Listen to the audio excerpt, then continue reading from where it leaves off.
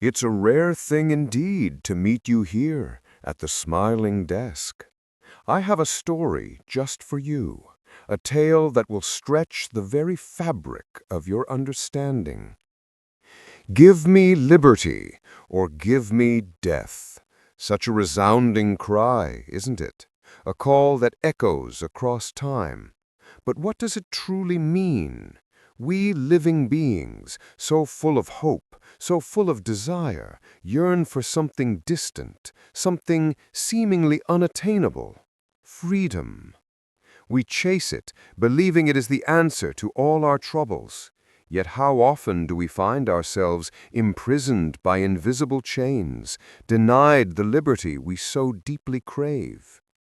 But let us not begin where you might expect. No, let us start in the middle, in that moment when all things have already begun to spiral. For it is here, in that suspended moment, that the true story unfolds. It has been 3 days since I arrived. 3 days since I signed the papers, agreeing to an offer that would imprison me in this strange experiment. 5 souls, each locked in a separate cell just far enough apart to prevent us from hearing each other.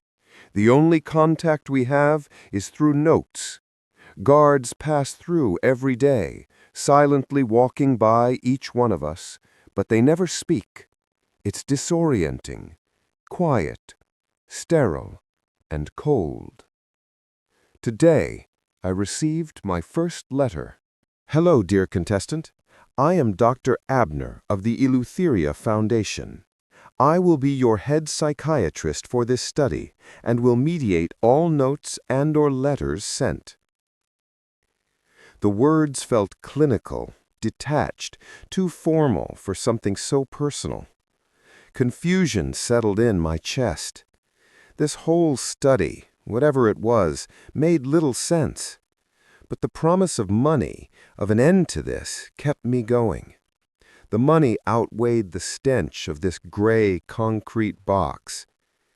I stared at the letter for a while, the silence around me pressing in, before I finally placed it down on the small wooden table beside my bed. Time passed. 3 hours, maybe more.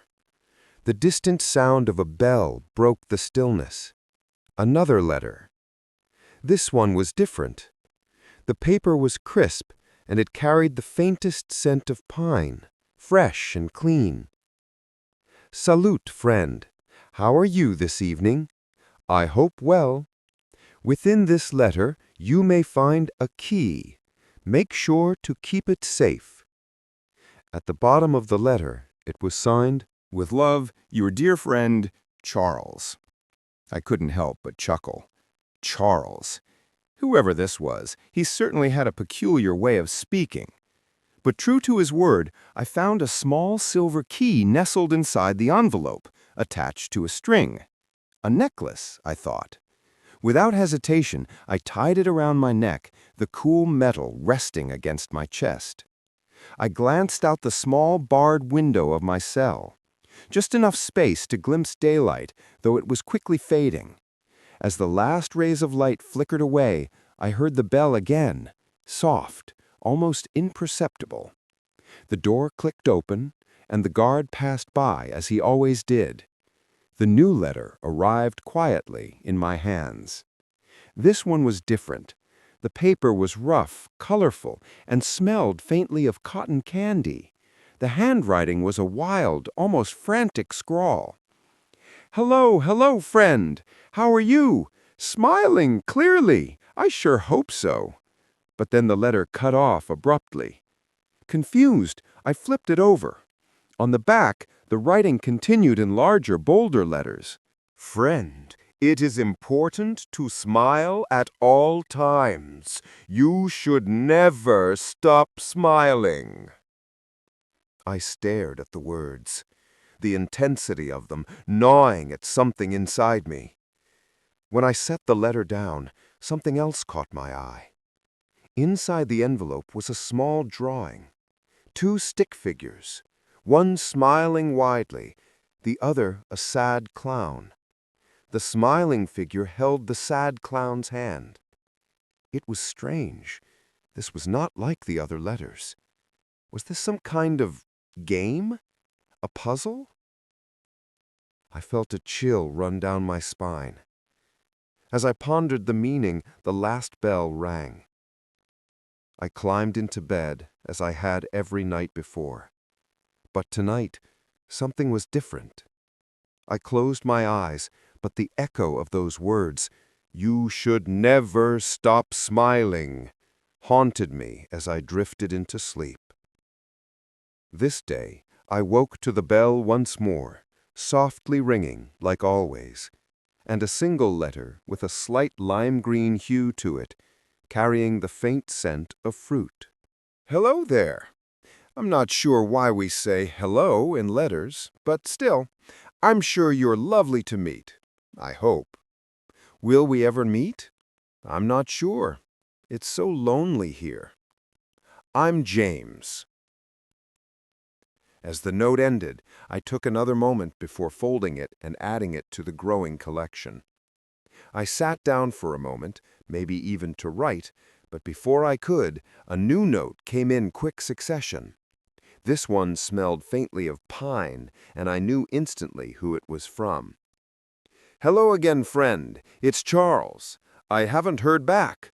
Are you able to send messages? I took my time before finishing. Hearing the bell ring again, I knew another note had come. The bright, hard paper caught my attention, but I returned to reading Charles' letter. It doesn't matter, friend. Do you still have the key? I felt my neck, only to find it missing. It's all right if you have the guards take things at night. Best to keep your hopes up, friend. With love, your friend, Charles. I could only breathe a sigh, half frustration, half confusion. I quickly grabbed the next letter, desperate to keep the cycle moving. Hello, friend.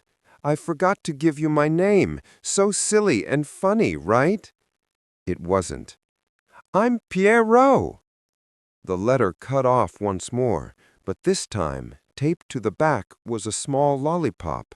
The note beneath it read, "Enjoy, friend."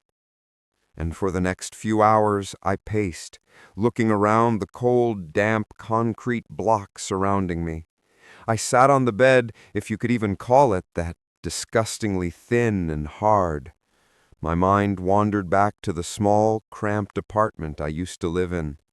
How much nicer it will be once I'm out of here, with the $1 million that were promised. Then the bell rang once more, its sound cutting through the still air. A laminated paper rested on the floor in front of me. Hello, contestant. After the next night, one of you will be eliminated. Each night, one of you will pick who. I felt a shiver run down my spine. Something felt dreadfully wrong, like Pandora's box lay in this note. Only one will remain. Smile, dear contestants. Smile. And that was the end of the note. The next night came swiftly.